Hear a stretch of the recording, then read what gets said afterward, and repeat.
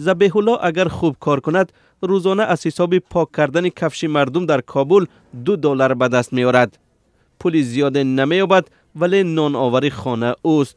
در کوچه پرگرد و خاک رهگذران به ذبیح الله کار می دهند. او یکی از کودکان زیاد افغانستان است که رنج جنگ 17 ساله را می کشند. سازمان ملل متحد می گوید سال گذشته بیش از 900 کودک در افغانستان کشته شدند. مثل ذبیح الله یتیمان و کودکان کارگر زیادند.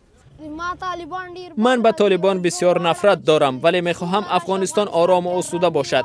کشتن کودکان و بمبگذاری را باید بس کنند.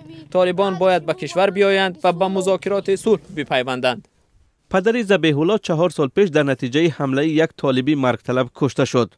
همه عائله مجبور به شهر آمدند و کسی از آنها مکتب نمیخواند. ذبیح الله در بین کار گاه به نقاشی مشغول می شود. یک سازمان خیریه این کار را برای کودکان کارگر تشکیل کرده است.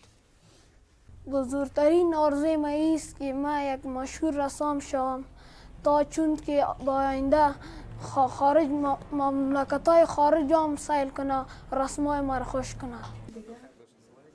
با آنکه طالبان و امریکا درباره صلح مذاکره می‌کنند، سازمان‌های امدادی امیدوار شدند.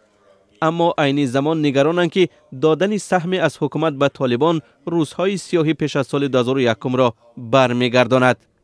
یک سخنگوی طالبان بر رایترز گفته است گناه تجاوزگران خارجی است که کودکان افغان از جنگ رنج و عذاب میکشند، ولی مادر ذبیح الله امیدوار روزهای بهتر است.